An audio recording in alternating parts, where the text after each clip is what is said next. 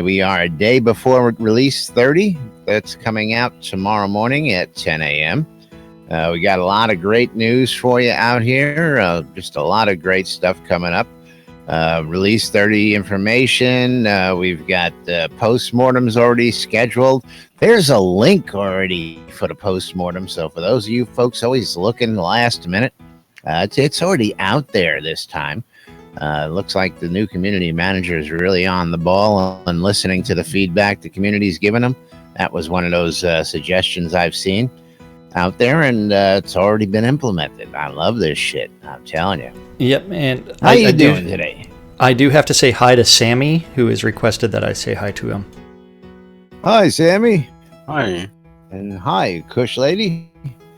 How you doing today? Hello to everybody in the chat room, of course, listening on the radio, and of course to you folks who will be catching us in rebroadcast. How y'all doing today? A lot of exciting stuff. I'm getting excited. We got Hobloth coming up next week, which is going to be my lead-in here. They've decided to do next week's Pokesmortem, of course, next Wednesday. And you and I, we were curious newsies, and we're curious as to why so soon after release, and of course, why during Hobloth, and what's up with the it used to be like clockwork, 2 weeks after release, yes. Give everybody some time, right? And of course we got some quick responsive replies on that, and one of them was travel schedules from Richard Garriott, and of course the other one was from Shroud the Avatar, the Twitter site, and our new community manager, and I'm assuming that's who it was, letting everybody know that those guys will be attending Hobloth, and some people will actually be at Hobloth while they're doing the post-mortem, so not to worry for those of you folks who are going to be there and missing out. It just means that we're no longer eligible for prizes unless we use the phone app to log into IRC. That's what's killing me, is I can't get into IRC, which was one of the things that we were asked about in Sunday's meeting. Yes, you have to participate. You have to get Lum's attention enough to, Well, anyway. See, this is where you have to remember that Lum actually chooses all of the winners very, very early on. So you really have to be there at the very beginning and not show up late. So it's not like every time he does the drawing that. Well, see, that's how a drawing should be, because people come and go from the rooms. Yes. So you should be pulling that as we go. I understand how the technology works. Yeah, but I disagree with the process, because if you actually look at it, it's the same people that win all the time. And very infrequently do we end up with new people winning. And now that was something good. Well, it's a criticism that's been leveraged several times by a number of people, but it's one where it's not a very public criticism, just because it's like we want the possibility of winning prizes. Yes, but in Sunday's hospitaller meeting, when we were solicited some information of feedback, that was one of the things that came up was that and questions. Always same people who have. And we've seen it. They don't submit one question, they submit 10 questions, and they tend to hone in on the person who asked 10 questions and ask all 10 of those questions instead of just asking random single questions throughout the, choices of questions, which was just. And then it becomes the same complaint of, you're only talking about answering questions from the same 5 people. Correct. But it's one where it's like, it's not a perfect world, it's not a perfect system, but we do have a new community manager, and he might be the one that's taking over some of this stuff. Well, I'm gonna try and get the guys to do a little how would you say, spontaneous question answering while we've got them down at Hobloth. For those of you guys out there who are coming to Hobloth, and have been following what we've been telling everybody, we are doing 3 shows down at Hobloth. While we will not be streaming them, we will be recording them while we're there, and then we will be putting them out later on once we get back. Now, of course, Jack has posed several questions about what ifs and what have yous, and I'm like, well, just like the show, what do we do when somebody throws a monkey wrench at us in the show? Somebody walks up and wants to use, we just the randomly facilities, the provisioner, we're going to help them. But we're going to try and keep it as spontaneous as possible. We're going to try and keep it as funny as possible. And of course, we're going to try and get as many people as we can to participate in real life while we're at Hobloth. So looking forward to that, and including trying to get some of the developers to sit down with us, answer some impromptu questions, and just have some fun with us while we're there.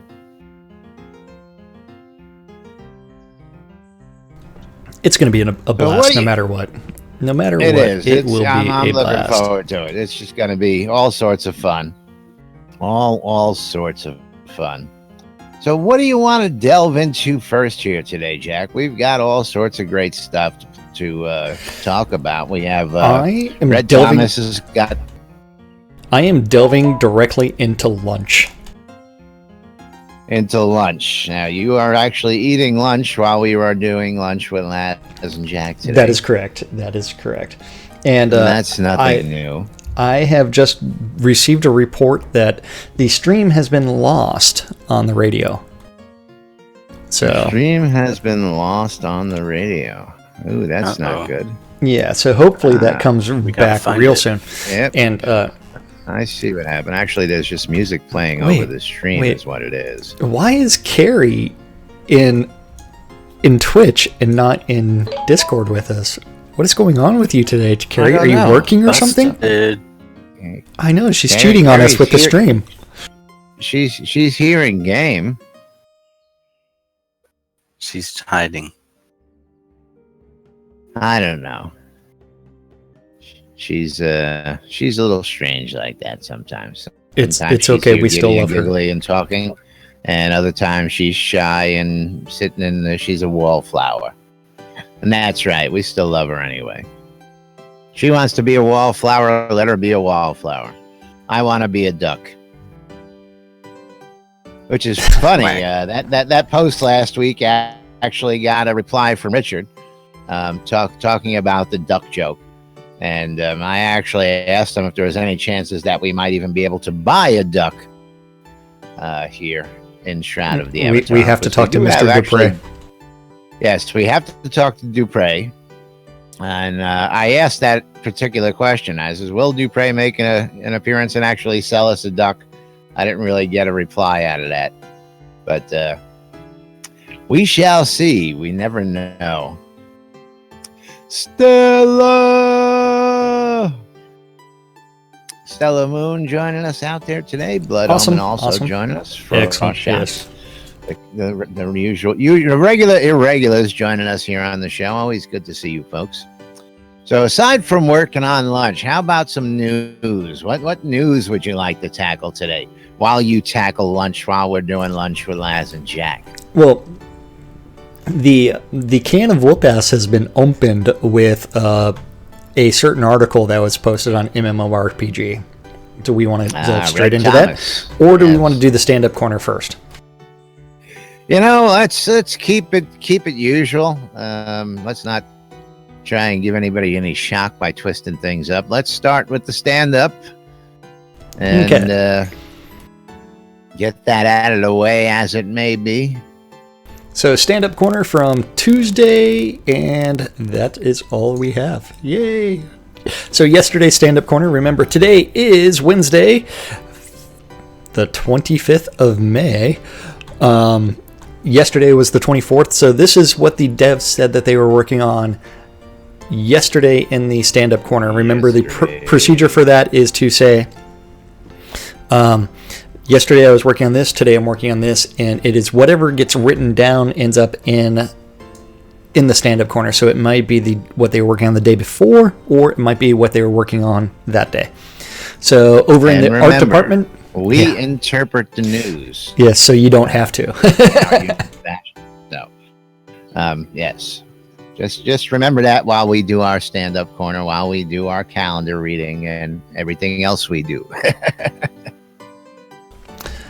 Yeah, so we had Bob over in the art department working on Viking Homes, Fletcher working on the Founder Leather armor polish and forum post, Kevin was working on bugs. Bug. Matt was working on bugs and special attacks. Bug. Reed was working on bugs. Bugs. And the bell tower optimized, along with the obsidian architecture optimizations. Scotty was working on artifice bugs. Bugs. And more bugs. Bugs. Bugs. Bugs and bugs, yes. Over in design, we had Brandon working on bugs. Bug. And crafting. Dan working on player town lock notifications and bugs. Bug. Finn was working on spyglass and weapon buffs and Flowers emote visual effects. FVX. Yes, visual effects. What's I don't the V? Somebody was typing too quick. Someone transposed a couple of characters, the F and the V. So it's supposed to be VFX. Wait. Fucking visual X-rays. Bug. Nice. FVX. Yeah. So then we have Fire Lotus, who was working on customer service and Release 30 book content. Keith was working on bugs. Bugs. And Novia Collision. Or maybe was working on Brittany's alleys. He's playing in the back alleys. Playing in the back alleys. I wonder what he found besides herpes, gonorrhea, pubic lice. I wonder if he had a good time in the back alleys. His purse might be a little bit lighter. If he still got one. Yeah, if he still has one. Not cheap, so I hear. I know. That's a high scale neighborhood. There's a couple of Duke keeps in there. Bridge. Yeah. Yes. Then Lum the Mad was working on the Courage storyline. Courage. Story quests and bugs. Bug. Sorcerer Steve was playing around with Brittany's bugs. She's got a raging case of lice infestation. Then bugs. Bug. She's got a lot of bugs. And now, I wonder what happens when people tell Brittany that her wharf smells like fish. Hello, ladies. She'll throw her bugs at you. I know, there's She'll a give problem you bugs, there. that's Yeah, right. she'll give you bugs, yeah. So the wharf smells like fish. So over in the tech department, we do have nav mesh and levels of details and NPC conversation support and the companion user interface being worked on by Eric. Jason was working on server code refactor. Wizard Smoke was working on performance and nameplate colors. The Deathbringer, one and only, is working on bugs. Bugs.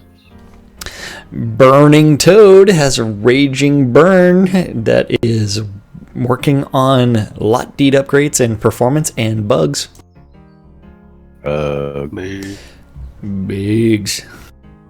Tassel is working on expiration accounting and server updates and store support.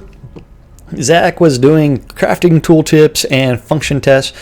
That leads us to one more list of bugs. Yes. Over in QA, James was working on Release 30 player documentation and regression. The Attenwood was working on sanity tests and regression and customer service. Then after that, our production management and other, we have Brecken joining the office with the Hangout prize shipping and Release 31 preparation. Dippy Bird was working on targeting and Brittany performance. She obviously wasn't performing up to speed. Oh man, he's got to go do some pimp work. Bring out the whip. Performing. That's right. And then after that, we've got the leads meeting. Gorn was working on bundle plans and nameplate colors and the weekly update. Barrick was working on the moderator meeting and internal reports and dev plus support and community plan. Hutch was working on Novi and leads meeting. Lord British was working on documentation review. Chaox was working on bundles and database and crowns and release 31 planning and reward bugs. Bugs. Last but not least, Darkstar was working on release 30 post in leads meeting and forums and the weekly update. And that is what our devs said that they were working on yesterday. Speaking of which, let's take a quick peek out there, because today is the day that we always expect the R30 post. Ooh, it's up. It is up. It is up. And I was going to say, it's usually here by the time the show starts. It was posted right as the show began. Yeah. So do we want to cover Red Thomas, or do we want to go right to the release 30 announcements? Because basically Red Thomas's stuff was going to tell us a little preview of release 30, and we may just want to touch on that. Want to go ahead and well, I have to be honest. I have not yet finished reading the Red Thomas article. As you know, I was not at my house this morning. So, and I was going to do some pre-reading, so we can go through and do our interpretation really quickly, and we can talk about that and some of the stuff that, as it relates to what's coming in R30. All right, well, why don't we do it that way then? Let's go ahead and touch on this, and of course, bring this up on screen. You get to be the major voice of the Red Thomas article because you read it already in its entirety. Well, that's simple enough. We'll give you the Cliff Notes version of it.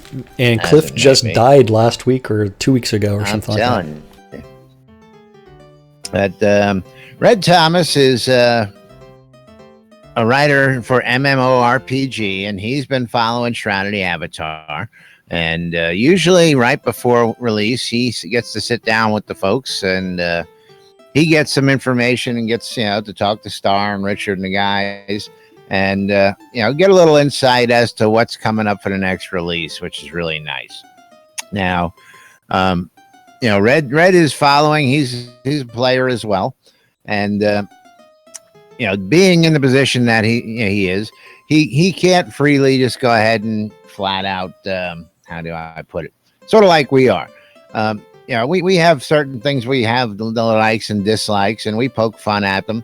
Other things we keep mum on because it's just not worth, talking about, arguing about. And other things we praise and we love. So like ourselves, he's got his own opinions, and he covers the lay of the land pretty well. He talks about the targeting system. And he's really questioned the fact that he believes that the same as we did, that the timing of the changing in the targeting system is a really bad time. And while there was diminishing complaints after the initial changes, he also doesn't believe that those diminishing complaints were just people just were cranky and they had to learn a new system. It was just that they've said their piece, and Portalarium has said their piece, and we're going to sit and we're going to wait for them to give it some love, as he would put it. He believes it needs a little bit more love, and again, we agree. The targeting system has problems. He goes into design and polish, and talks a little bit about the new clothing. Talks about what the guys are working on with overworld polish and stuff like that. And the overall sense of being in the article was pretty good. He believes that these guys are on the right path, and there was a couple questionable moves, the targeting system and stuff. And when it was done, how it was done, was, I guess, just the most hard hit. But all in all, he thinks that Starr's got his shit together. And we wouldn't be doing a lot of these other things if they didn't feel and they weren't confident that they were going to be able to deliver everything they've said they could. And that's it in a nutshell. which is was a very very nice article. I enjoyed the read, and again, I would tend to agree with them that we are seeing a lot of this stuff, and with that, we're going to talk about some of that stuff because I'm sure Starr's got a lot of it in this in the release notes here. Yeah, and I'm absolutely positive that a lot of that's there, especially the crafting changes, which are going to be substantial. Now, I'm just going to look at something here real quick. What are you looking at besides? I want to see if the other notes are the same notes now. I just want to. One's easier for me to read, and I just didn't have that loaded. That's all. That is all. Porn. Just take me a second to pull it up here. Porn is really easy to read, especially the Braille version. Oh. Well, it helps when you have a 56-inch monitor in front of you, you know. You know what? I do have a 40-inch TV in this room, and I'm thinking about putting that on my desk, making that my primary monitor, then turning around and like making my, I think this is a 23-inch monitor, and my 21-inch monitor, like the side monitors. The only problem is I don't actually have the desk space for that.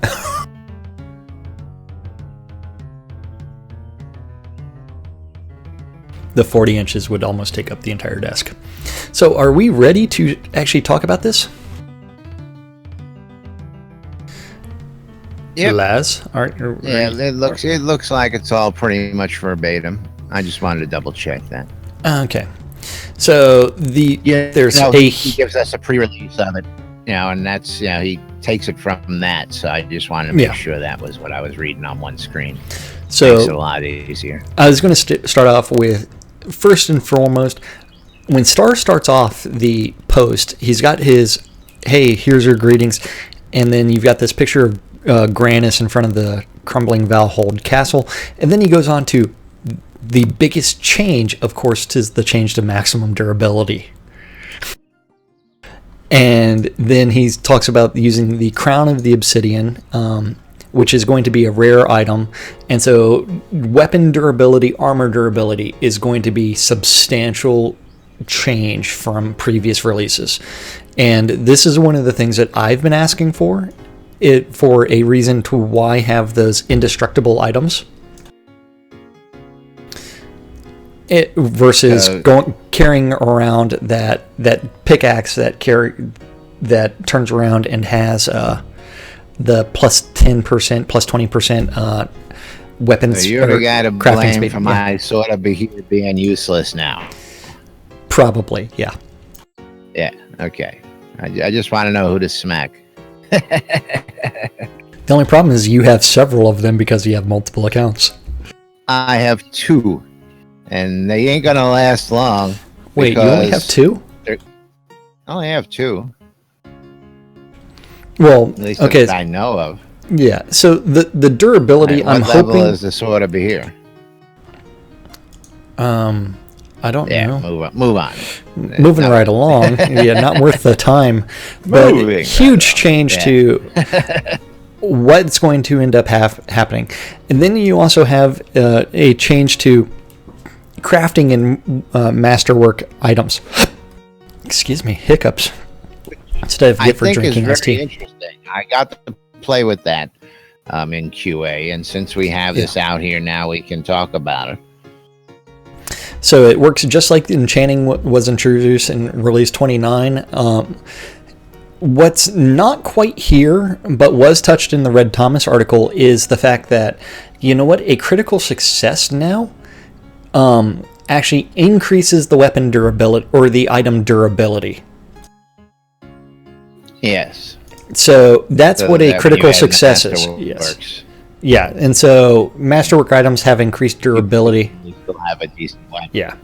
Well, you know what's going to happen here. All the good armor is going to sit in the bank, and everybody's going to run around with the same cheesy armor, like all the other games that did something like this. Nobody's going to run around with their best Uber. I do. I see it already. If these coins, these obsidian coins, are as rare as they say, and we're talking rare, You know, now I have another vision, which I believe is going to happen, and I'm not commenting on that yet until I see it. But if that happens, then it's going to be a costly effort. You know, actually, I'll just go ahead and say it. People believe it's going to become, you can buy them in the store, so you can pay to fix your weapons. Yeah. And until we actually get a verification on that or not, again, we got to hold comment. But this is what a lot of people believe is going to happen. And, you know, then people are going to be, pay to win. You know, then, of course, people who can afford to upkeep on their weapons will be out there with that armor. And, you know, then you have the haves and the have-nots again. What was that you were saying, Casey? No, did Casey slip in on us? Yeah, he did. I was just saying that's pay to win. Oh, yeah, exactly. Everything's You pay know, to so win. I mean, It's not pay to win. Damned No. if you do, damned if you do. You know, and again, this is just yet to be seen. This is it's not definitely something we not know. pay to win. Yeah, most of those complaints are going to be useless anyways, and at the same time, with the number of mines that are going into the game, it's the best case armor, things like that. I think will be. Initially, people are going to be like, okay, I'm not going to go out and get this damaged or anything like that. It actually helps the economy in the fact that, you know what, the rarity of certain items becomes less, but within 3 months of the game going live, you know what, everybody's going to be running around with that stuff anyways. It's just this first month of this change, people are going to be like, oh shit. But Hey, they'll quickly forget about you it. see what you and I run around in? What do we run around in? You know what? I intentionally hunt in newbie gear. I intentionally do hunt that. exactly. Yeah, I have my newbie mage armor, and that's what I use. If that's what I was intended to start in this world with, that's what I'm going to use to train my skills.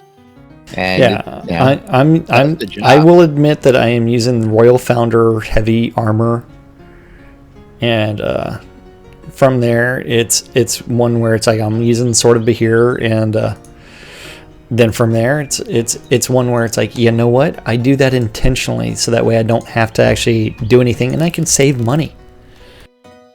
Yes, and so it's like I don't have to go out and spend that money. But at the same time, now, see, I do have 25,000 gold on me. Now, I'm curious how this Extra is money going to back. then affect that, because repair costs of that equipment was initially different from repair costs of other equipment. So how are they going to factor that in now, if at all? You know, is the Royal Founder going to have a higher durability? Is it going to be equal to anything else and not special anymore? I'm really looking forward to see how they answer these questions. Bug report it. Yeah, because trust me, I'm not the only one thinking this, and I'm not the only one asking that question. I know. And I don't think it's a bug. I just want to see how they handle it. You know, No, bug report it. Bug report it. Just bug report it. Okay, that's right. That's right.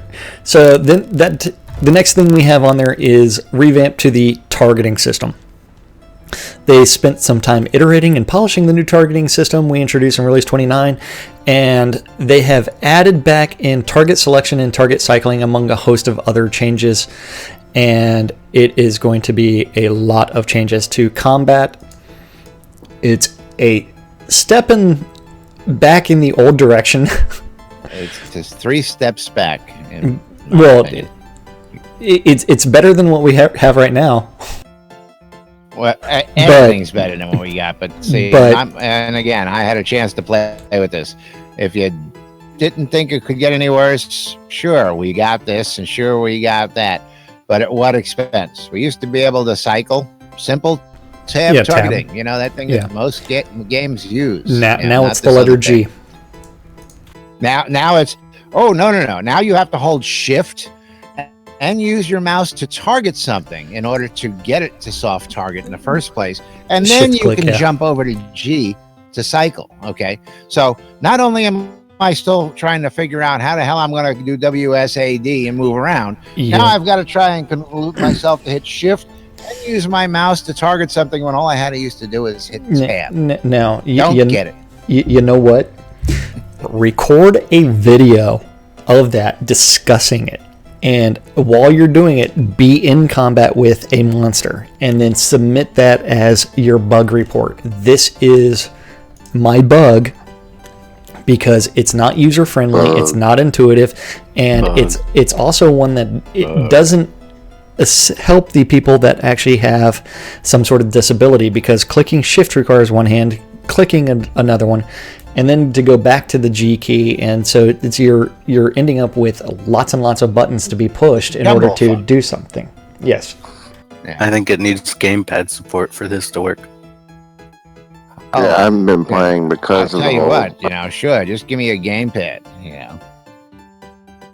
Give me double joysticks. Let me just have some fun. But moving right along, we got a lot of stuff to cover here and not a lot of time to cover it in. And again, today is going to get this stuff covered. Tomorrow we got release, Friday weekend wrap up, and then we're out of here. We'll be gone for a week, going to Hobloth. Actually, I'll be gone a little bit more than that because I got some more travel time than Jack. Hey, I have to do things like pick people up from the airport and then Scroda, and then from there you don't drop them off somewhere and then say you have a 12-minute drive home. and then tell them, hey, you know what? I've got a meeting at 1:30 that day or 2:30. I don't know. I got the email a second ago. What? No. The day you arrive, I have a meeting that I cannot miss at 2:30.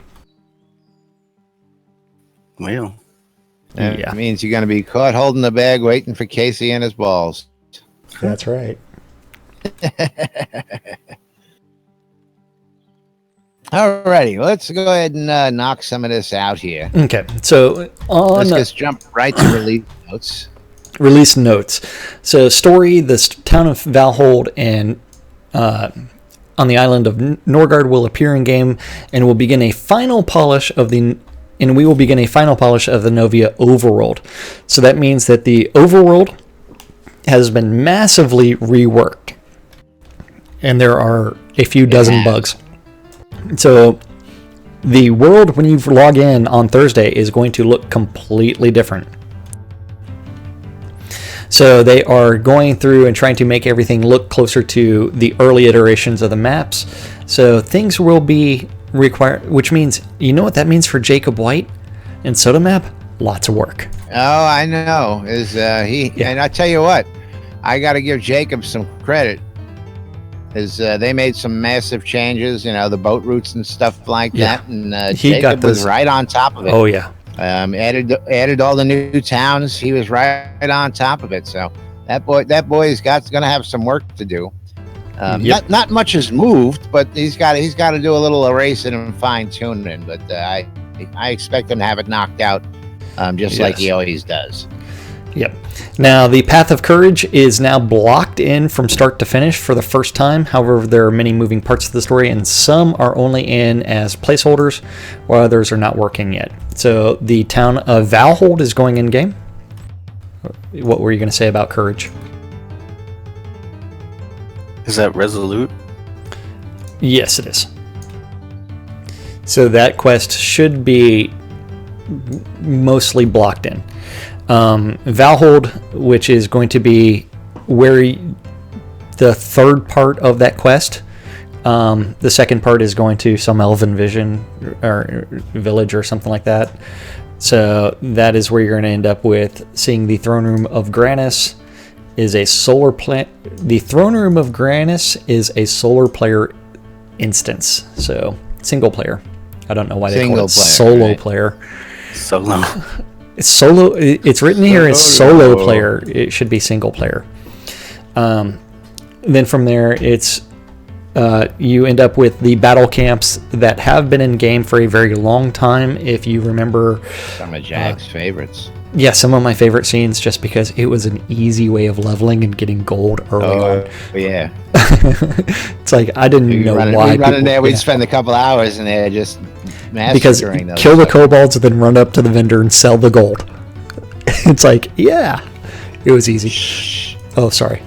Yeah, so Don't give away all the good secrets. yeah, then Asgard is going in, as well as Skrek is going to be more filled out. Shrek. That's right. And then we have Brittany Fields and Sorceress Brittany Steve's plowing of it. Fields. Yep, and you can see the fields that are in Brittany Fields. So it did require some I plow wonder if work. they included that just for giggles and grins.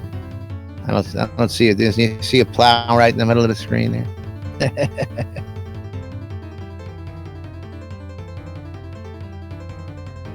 Yeah. How come there's no plow on the set in the studio?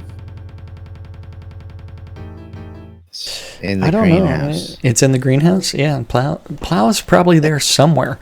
So Quill Passage is another scene that's going in. Equitus Passage is another addition to the Underground Network. So Quill Passage is Underground Network. Equitus Passage, Underground Work. Elad's Lighthouse is going in game, so the actual lighthouse will be there. The scene is already there.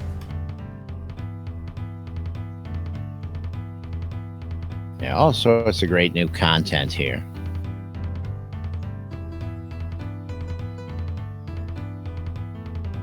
Chewing on some lunch. No, texting. So then we have the Crypt of the Avatar, which was only partially filled out with creatures and resources, has been fleshed out. It's now playable and filled with deadly creatures and valuable resources. And this is a single player instance.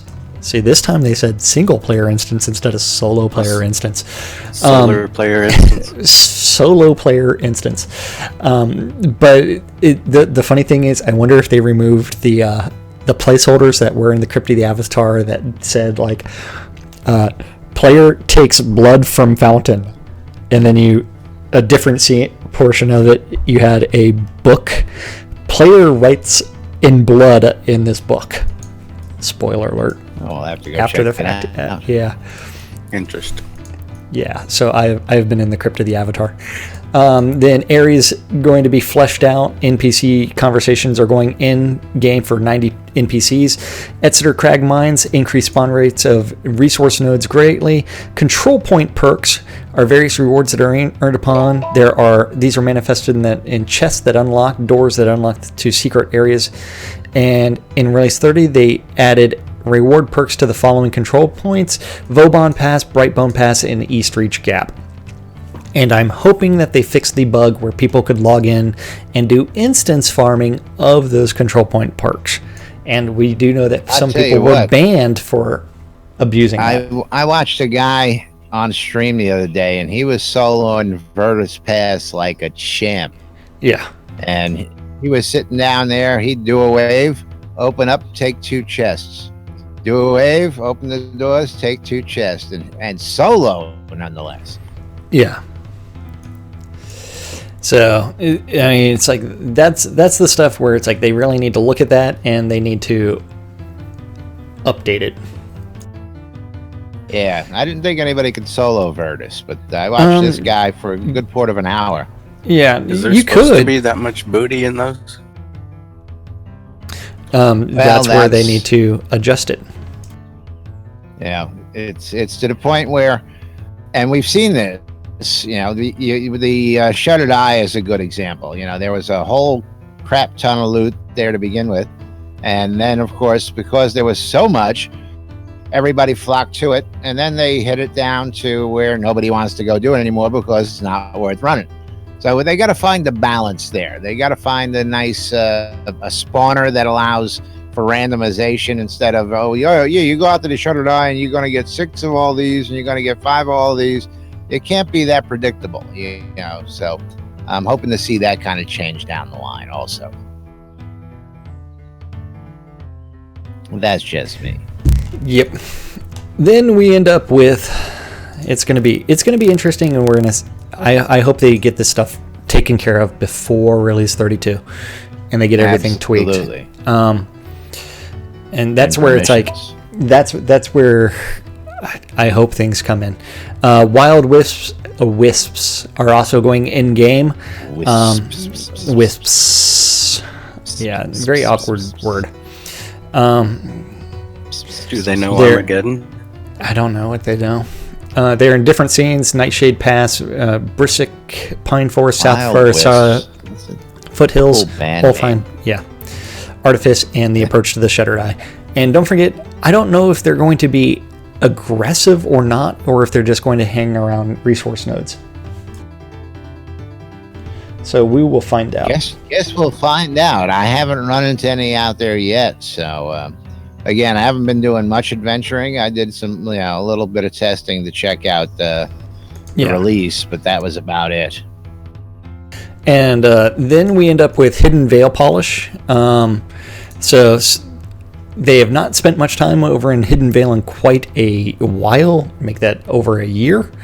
And they have started working with new features like dynamic spawners and tier markers. And they returned to the Veil and began polishing some scenes there. So dynamic spawners in Owl's Nest and the Moors of North Shore. And tier markers in 4 scenes. And Owl's Nest, they increased spawn rates of nodes slightly. That makes me sad that they did not include the most popular scenes in Hidden Veil. Well, only so much time in a month. I know. Still no cupcakes. Yep. Still no cupcakes. That's right. We want cupcakes. Yeah. Multiplayer economic balance was delayed. And then we have Obsidian Crown merchants, which are new merchants that only work with Obsidian Crowns. Now this begs one to ask the question. If these things are going to be rare, and this is why people are speculating, why do we need merchants who only deal in these crowns? Answer, it's not going to be as rare as you think. Yeah, because as they say here, crowns of the Obsidians can be found on just about anything that provides loot, monsters, ore nodes, etc., but appear more frequently the higher the difficulty of the target. So that means like those satyrs that end up getting killed, they will have them. The kobolds will have them. So loot bearing, even the bandits will have them. So anything that has a loot. We'll have to see. Yeah, for now, Obsidian Crown Merchants only sell the potions of the Obsidian we introduced in Release 29. Yeah, because we don't know the rarity, the frequency of drops. Yeah, I haven't heard anybody, finding any kind of, I haven't heard of anybody finding one yet, even though they've supposedly been in for a little while now. Well, I don't think the actual crowns were in yet. They were in like an episode and a half ago. Just maybe not dropping, but they were in. Yeah, not dropping. Don't ask me how I Don't ask me how I know that. Yeah, well, the merchants were there. I mean, we even had a merchant in Owl's Head for a bit. But, so the fictional background for the crowns, including a line of quests within the Obsidian laboratories of the Epitaph, has not yet been implemented. So that will eventually make it in there. Multiplayer combat balance has been delayed. PvP flagging. And so in order to unflag for PvP, you actually have to talk with an oracle. I like that change. I do too. For the small amount of PvPers that we know out there, I don't think it really makes much of a difference. But for those people who had the complaint, I think that was a fair enough move. If you're going to allow people to target and hit a PvP flag person who's not, you automatically get flagged, and you have to find an oracle in order to flag back. I would like to see them go ahead and start implementing the faction system as soon as possible, and make the two factions or virtue and chaos, even though they're both virtues. Or go ahead and do order and chaos as far as the factions. I don't care if they think it's stolen directly from UO, but go ahead and do it because both of them are already in game, and make it one where it gives some sort of benefit to the players for participating in that. Yeah. Targeting polish.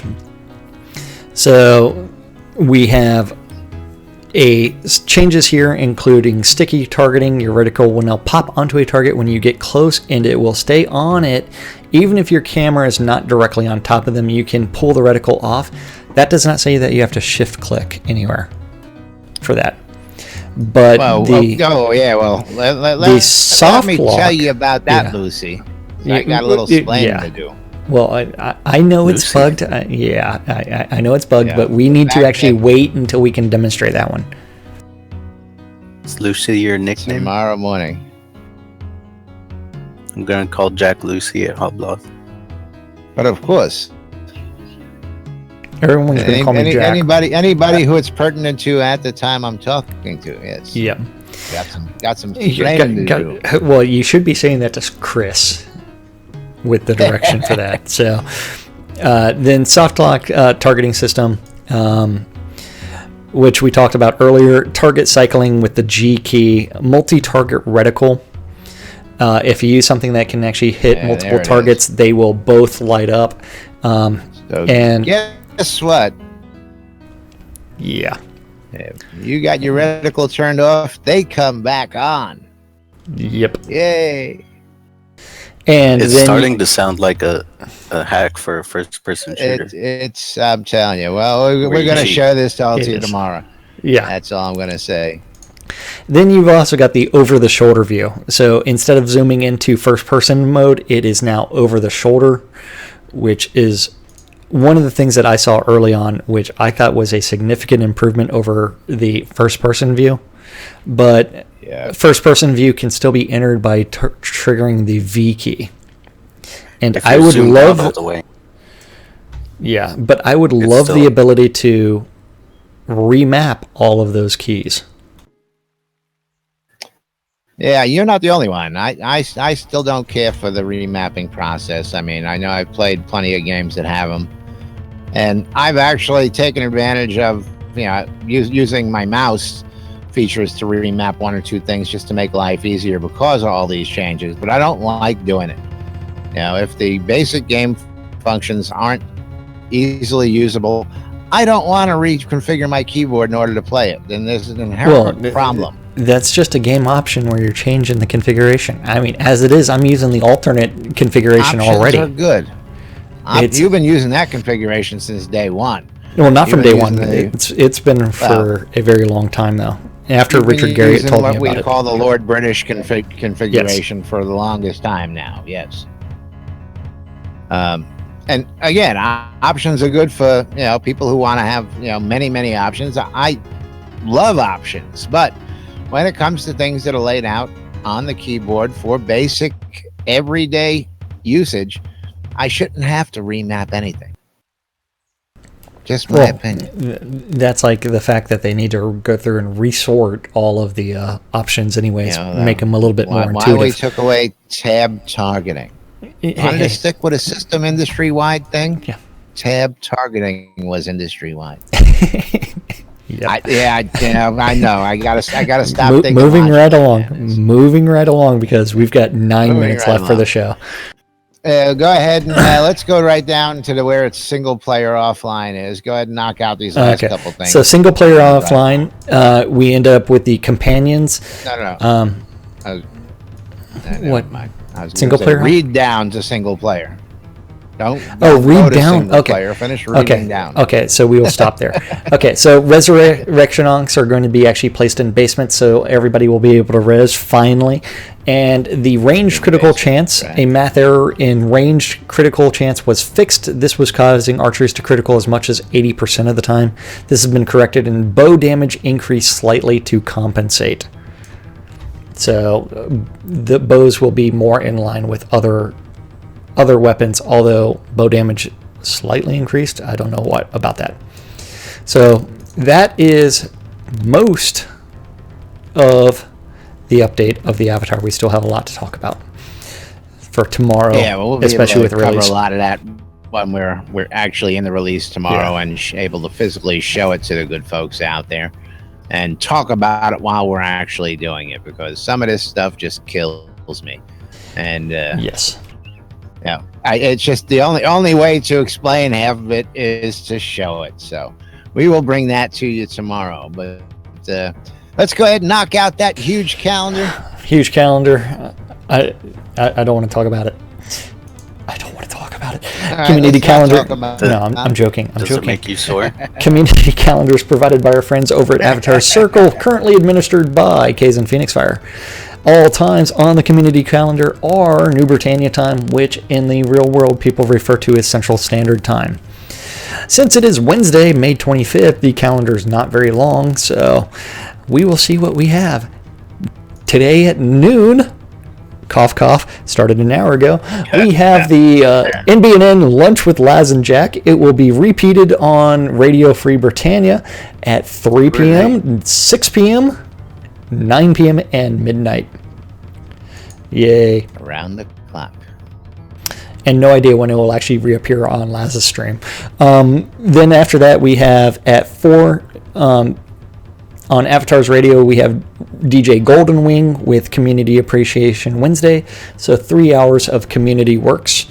Then tonight's PvP event is going to be the EVL Virtue League PvP tournament. Remember, Season 2 is just started last week, so very first underway. That's right. Just underway. So please remember there are 2 brackets: the newbie bracket and the seasoned veterans. So if you are a newbie to PvP, you will be in the newbie bracket. So you won't be competing against the big boys initially. Then the final event for the evening is going to be Striker Sparhawks Happy Hour, otherwise known as Spin Sparks Gold. And this really is Laz's favorite event of the week because you know I love it when somebody else is buying the brew. That's right. So please show up for Striker Sparhawks Happy Hour. You will actually have to message him in game to find out where the event is going to be hosted because I have no idea, and it rotates. And that is the community calendar for Wednesday, May 25th. I'm playing a requested song.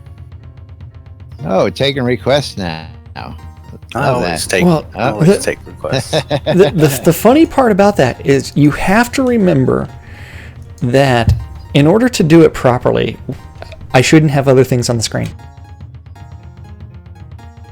That's right. So, yeah. True.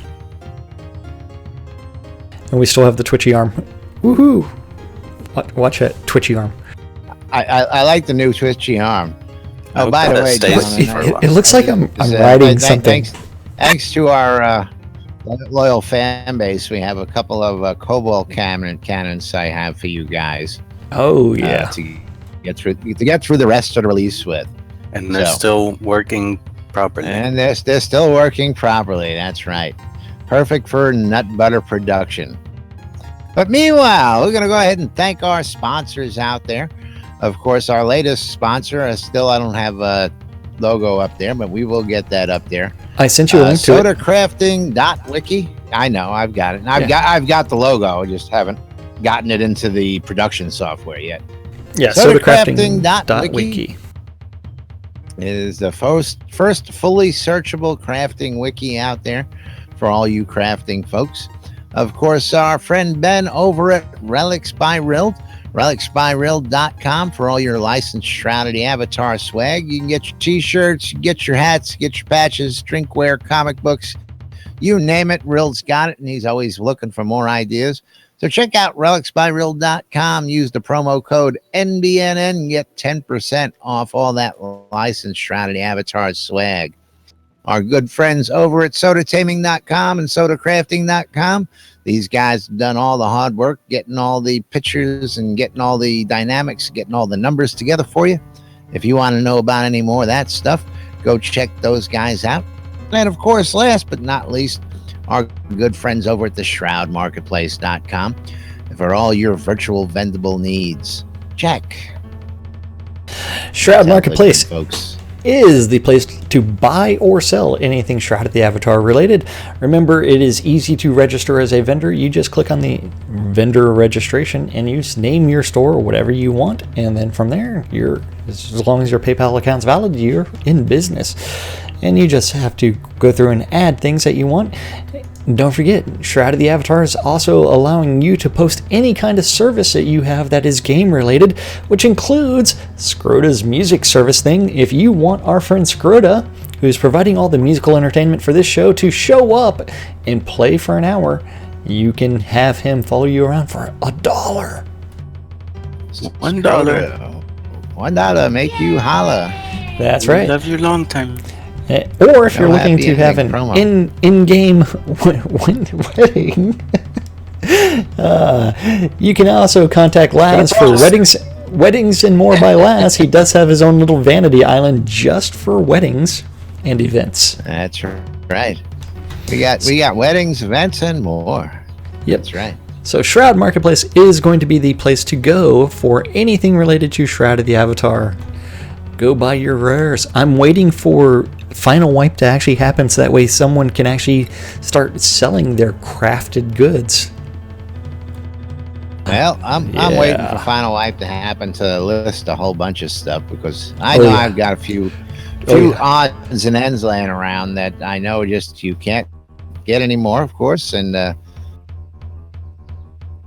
I don't need anymore. So if I'm going to get rid of them, I'm going to be selling them on the marketplace. Final Wipe is going to be interesting for a number of reasons. Yes, it is.